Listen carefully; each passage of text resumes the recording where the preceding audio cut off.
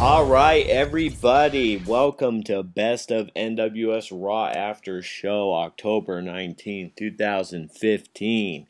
Now, I wasn't really looking forward to this Raw. I know they were trying to hype up a lot of the legends coming in, Shawn Michaels, Ric Flair, and Undertaker, obviously, but it wasn't until the very beginning of Raw, when you hear Stone Cold's music hit, you really realize what a big star he is to this day. He may have had a short run at the top, but his run at the top is definitely the hottest that it's ever been. Made me kind of sad as far as, we don't get to see Stone Cold that much, but at the same time, they could have a new Stone Cold or someone at least on the popular level. If they would just trust some of the younger guys they have, they're really talented. But I was still happy to see Stone Cold. He gives a nice little promo, plugs the network, plugs his podcast. I think this was the right move because he wasn't originally announced to be actually on Raw.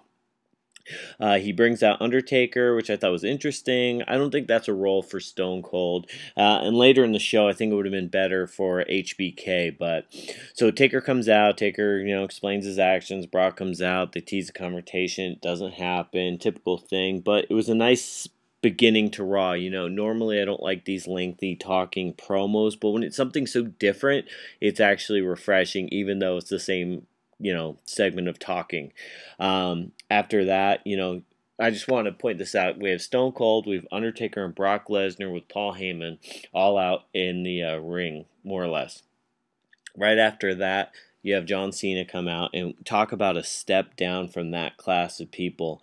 I mean, I'm not knocking John Cena's work ethic. I don't really care about that, but it's a real step down, and the more they try to plug him and make him seem on an equal playing field, I don't think in any real hardcore wrestling fan's head he's not at that level. He just isn't. His competition hasn't been there, and he hasn't revolutionized the business. The business has been on a downward spiral ever since he's been at the top. So you have Cena teaming with the Dudley Boys, and like I've said before, I feel bad for the Dudley Boys. I think they would have had like a good run if they came back against some legitimate heels.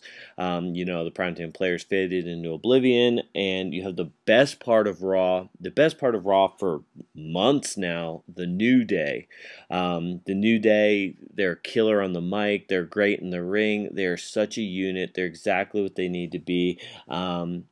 And it's kind of interesting. You have the Dudley Boys, which is probably one of the greatest, if not the greatest tag team ever. And you have the New Day. They're not really a tag team, but what a great group they are. I mean, they're really carving out a niche for themselves, and I'm excited every time New Day comes out now. I used to groan, but now I'm excited, and it's kind of funny when you think about it that way. You have the New Day Dave picking up the victory there. Nothing special, but I will say this, at least they kind of followed up on what happened 2 weeks ago on Raw, where they kind of glazed over it last week, so that was nice.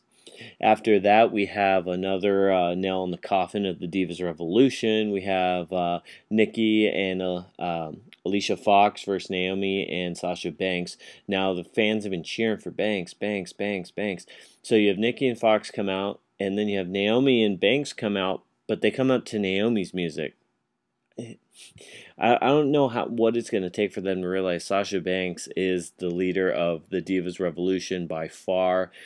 She's definitely the most popular, and they should have came out to her music, definitely. But then again, same thing, these weird awkward tag matches where nothing matters or nothing on the line. Like, in the men it's bad, but the women it's even worse. They're only fighting for one title. So when you have these weird tag matches, like, why? There's no reason for it. You have Nikki and Fox picking up the victory. I'm not even going to waste time on there. After that, we have HBK come to the ring. He's kicking off the second hour of Raw. And like I said, I think this would have been a little better to bring out Taker because of their history, their recent history.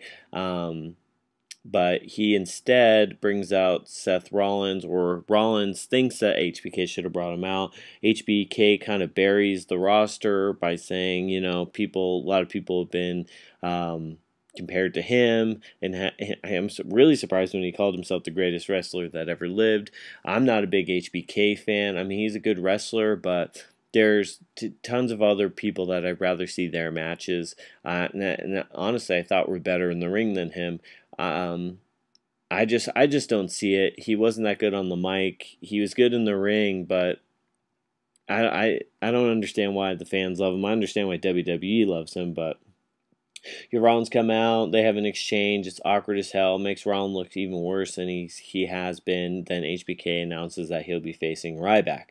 I feel bad for Ryback in this match because he loses to Seth Rollins, but I feel good for Seth Rollins because he actually picks up a victory. So it was kind of like a blah match for me because I felt bad for Ryback. Ryback has to go in before a title match and lose, and but the flip side, like I said, Rollins actually picks up a victory, which was shocking. After that, we have a six-man tag, a do-nothing match that means nothing and will mean even less, as we find out later in the show. You have Dolph Ziggler and Cesaro and Neville versus Sheamus, Barrett, and Rusev. Now, I do like those three as a team. They kind of have a different flavor for all of them. They kind of all hook up together very nicely, but at the same time, you have Dolph Ziggler, Cesaro, and Neville, which should be getting some singles pushes or something, anything, and they're not getting squat. The match is won by Sheamus, Barrett, and Rusev. But I will say this. I really noticed Dolph Ziggler, he looked pretty bad in this match as far as he was telegraphing every move. He was always looking. It was so obvious what was going to happen next. I mean, and it was noticeable because it was Dolph Ziggler. He's definitely better than that. After that, you have, for the third hour of Raw, you have Ric Flair come out. Fans love Ric Flair, and to me, Flair is the greatest wrestler who ever lived, not HBK. HBK is not even close. So you have Flair come out, he gives a speech, fans love Flair, and then he makes another desperate endorsement of Roman Reigns. Hey, Flair might like Roman Reigns behind the scene, maybe it's his favorite guy today, but how WWE portrays it, this is not helping Roman Reigns. It hurts Flair, hurts Roman Reigns, it hurts everyone involved. Because Flair endorses Roman Reigns doesn't mean I like Roman Reigns. Because if I look at Flair and Roman Reigns, there's just no comparison. So you have Roman Reigns. He calls out the Wyatts. We see the return of Eric Rowan, which was kind of awkward and a waste. I think I'm happy he wasn't like teaming with Ambrose or something like that, but I think they could have done a better job bringing him back, or maybe waited until this feud was actually over. Roman Reigns and Bray Wyatt have an exchange in the ring. It was really awkward. Like I said, I think they purposely do stuff to hurt Roman Reigns, where Roman Reigns could probably do better just on his own, acting like himself.